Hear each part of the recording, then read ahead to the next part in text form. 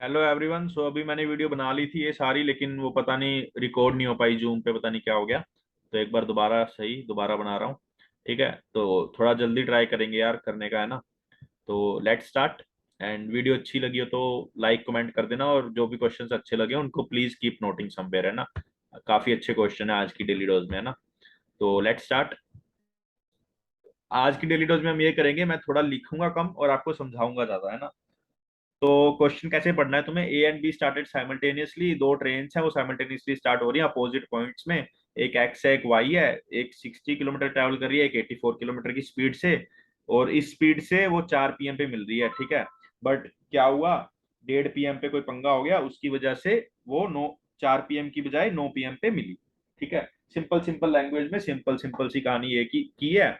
और वो 9 बजे क्यों मिली 1:30 PM पे, जब कुछ वो हुआ ना, कोई मतलब मिस हैपनिंग हुई, तो उसकी वजह से दोनों की स्पीड इक्वल अमाउंट से कम हो गई। और इसीलिए फिर वो थोड़ा लेट मिली है। और हमें फाइंड करनी है जो स्पीड एक्चुअल हुई है after the mishappening of train B. ठीक है, तो ये चीज फाइंड करनी है। अब हमारा स्टार्टिंग पॉइंट क्या होना चाहिए, 1:30 बजे से पहले तक तो सब कुछ सही था, मतलब जो पहले डिस्टेंस कवर कर रहे थे वो ही बाद में करेंगे 1:30 बजे तक, है ना। लेकिन 1:30 बजे के बाद थोड़ा पंगा हुआ है। तो पहले क्या था, इनिशियल केस में टाइम 1 एंड न्यू केस में टाइम 2। तो टाइम 1 इनिशियल केस में डे, अब पहले भूल जाओ यार पहले कुछ भी हुआ हो, है ना। 1:30 से हमें उसके बाद फोकस करना है। तो इनिशियल केस में, क्योंकि 1:30 से पहले वाला तो दोनों केस में सेम है, जब सेम होता है तो सेम होता है, तो उसको इग्नोर करते हैं टाइम एंड डिस्टेंस में, स्पेशली ऐसे क्वेश्चंस में, है ना। तो 1:30 से 4 बजे तक तो कितना हुआ, 2.5 आवर्स। लेकिन दूसरे केस में 1:30 से 9 बजे तक कितना हुआ, 7.5 आवर्स। That means 1/3।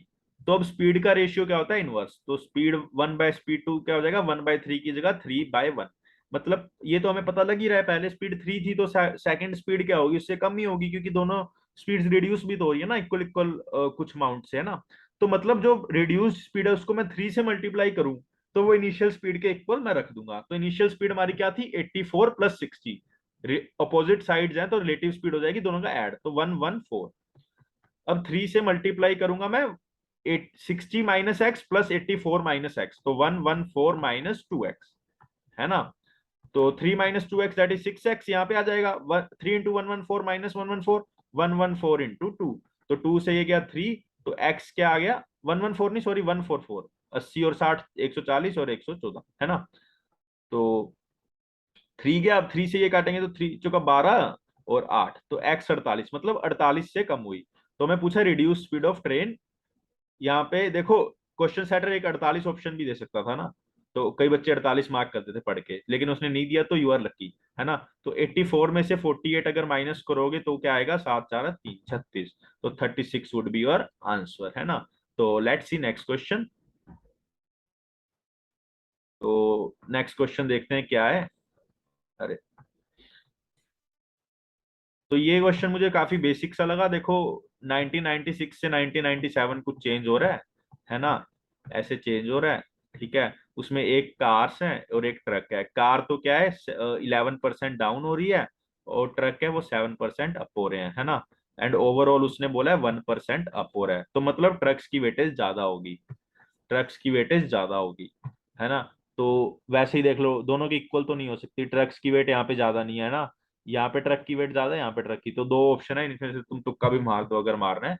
लेकिन नहीं तो हम कायदे से सोल्व करते हैं। नहीं, नहीं तो अगर आपको पता है 1% आ रहा है,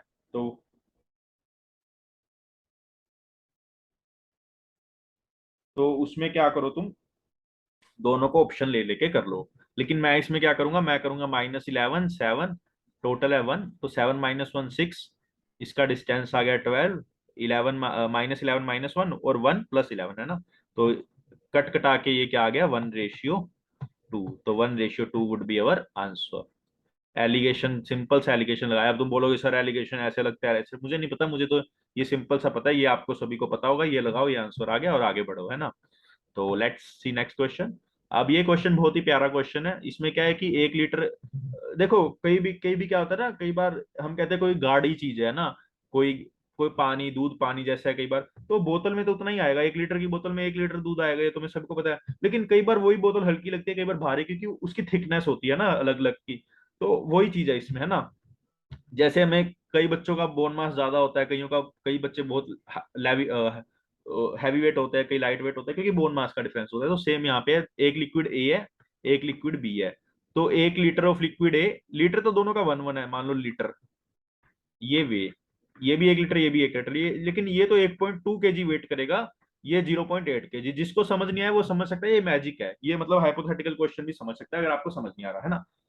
क्योंकि कई बच्चे सोच देंगे यार 1 लीटर वेट और 1 लीटर, मतलब लीटर और वेट तो सेम सेम होने चाहिए, लेकिन आप घर पे एक बार जो घी का डिब्बा आता है उस पे देखना, उस पे लीटर कुछ और लिखा होता है, वेट कुछ और लिखा होता है ना।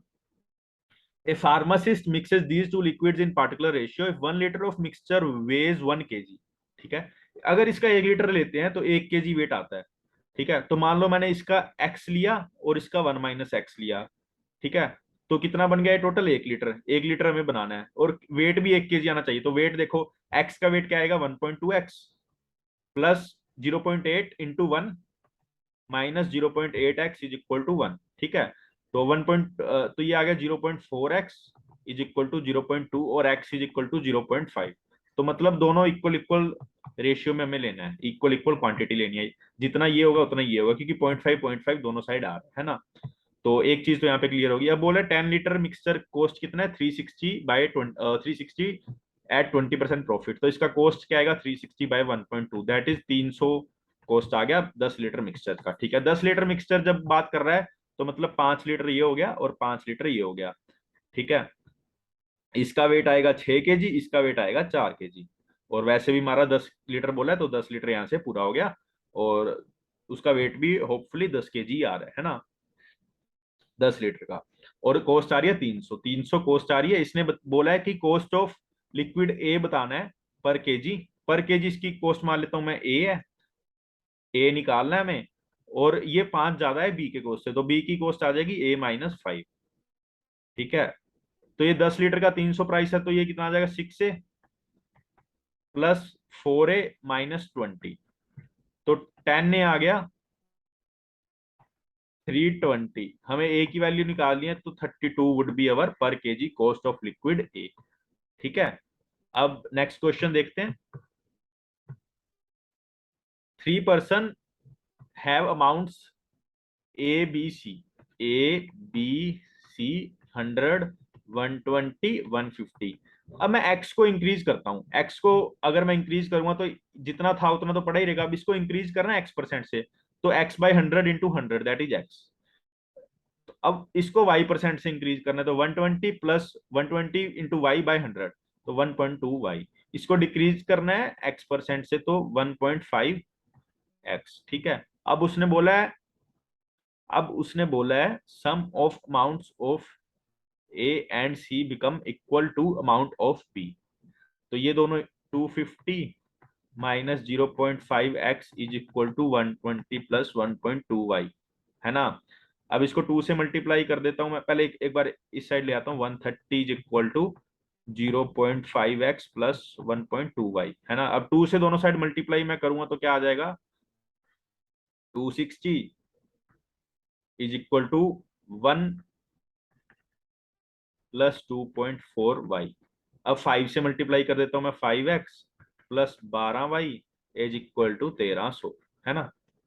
तो अब एक बार स्टार्टिंग, अब इसने एक और चीज बोली है, X and Y are positive integers, X and Y are positive integers. तो एक बार अगर मैं इसको 0 ले लूंगा तो इसका आंसर आ जाएगा 260। लेकिन ये केस तो पॉसिबल नहीं है क्योंकि वाई 0 आ गया। तो नेक्स्ट केस क्या आएगा? 248, फिर आएगा 5। तो ये तो पॉजिटिव पॉजिटिव बढ़ता बढ़ता जाएगा, ये तो पॉजिटिव ही रहेगा, तो इसको हम इग्नोर कर सकते हैं, ये सारे को इग्नोर कर सकते हैं ना इसको। ये आ गया 248, फिर 236, मतलब 12 से कम हो रहा है। मतलब 248 में से अगर 240 कम कर दूंगा मैं, तो यहाँ पे 8 बच जाएगा, यहाँ पे आएगा फिर 20, है ना। तो ये भी सोल्यूशन होंगे 12 से। अब 12 को डिक्रीज नहीं कर सकते, बस इतने ही सोल्यूशन होंगे। एपी बन रही है 12 के डी की, तो 8 plus D n-1 is equal to 248। यहां से जब तुम कैलकुलेट करोगे तो n आएगा 21। तो ये this should be our answer. मुझे एक चीज देखनी है, बस एक चीज देख लेने दो। अगर मैं इसको ऐसे करूं, ये मैं सिर्फ अपनी अंडरस्टैंडिंग के लिए एक बार कुछ करके देख रहा हूँ, है ना।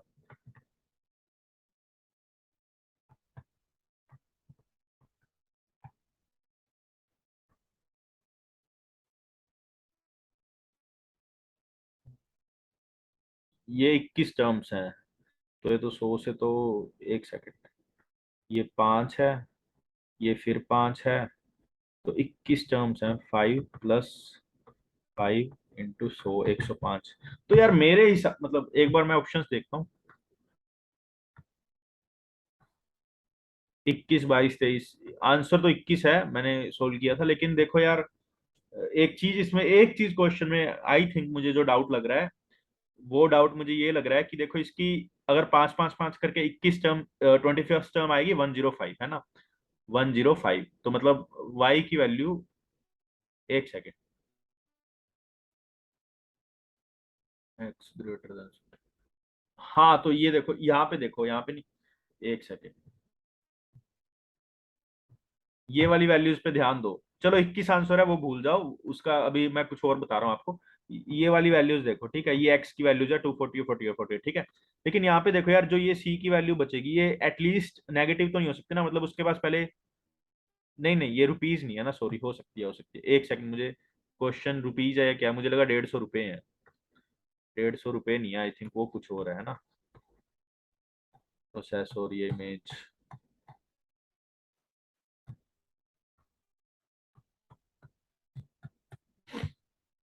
एक सेकंड, मैं क्वेश्चन एक बार देखता हूँ कहीं से पढ़ के। देखो अगर रुपीज हुए तब तो 150, वो जो सारी वैल्यू जो पॉजिटिव होनी चाहिए, बट अगर रुपीज नहीं है तो 21 आंसर इज राइट। तो देखता हूँ मैं क्या है। 3 पर्सन एबीसी है, रुपीज है ना, तो रुपीज है यार, फिर तो ये क्वेश्चन अलग बन गया ना। देखो रुपीज है तो रुपीज, तो उसमें से भाई तुम रुपीज को नेगेटिव कैसे ले सकते हो ना, उसको डिक्रीज करोगे, मान लो 150 को, तो 150 माइनस 1.5x जो मैंने यहाँ करा है, तो वो जीरो या उससे बड़ा आना चाहिए। तो x क्या आएगा, 100 से कम आएगा या 100 आएगा।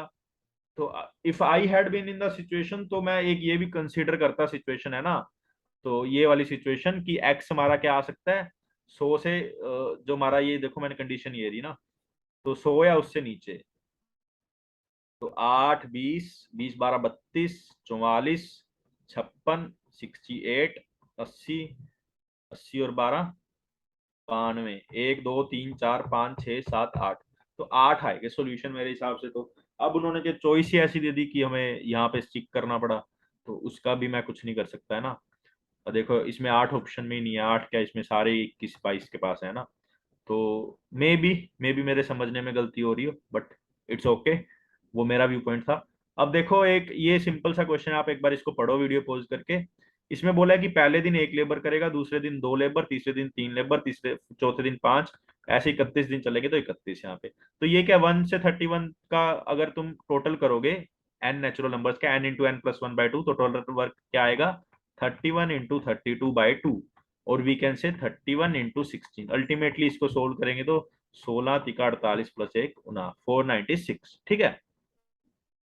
उसने बोला अब 496 यूनिट्स ऑफ वर्क को एक ही लेबरर करेगा, तो मतलब उसको 496 डेज लगेंगे, ठीक है। तो 2019 1 जनवरी को स्टार्ट करेगा, तो 365 दिन तो उसके यहाँ खराब हो गए, है ना। तो 6 5 1 3 1, फिर 31 दिन वो करेगा जनवरी में, तो 100 दिन रह जाएंगे, है ना, 100 यूनिट्स काम रह जाएगा।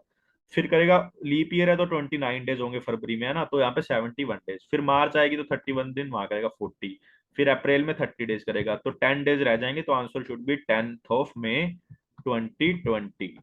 तो none of these should be the answer, and this completes your daily dose of 1st August। And thank you and have a nice day. Video अच्छी लगी हो तो यार लाइक जरूर करके जाना, बिना लाइक के मत जाना, और टेलीग्राम ग्रुप में जो भी एक्टिविटीज होती हैं उसको अच्छे से करो। Thank you and have a nice day, है ना।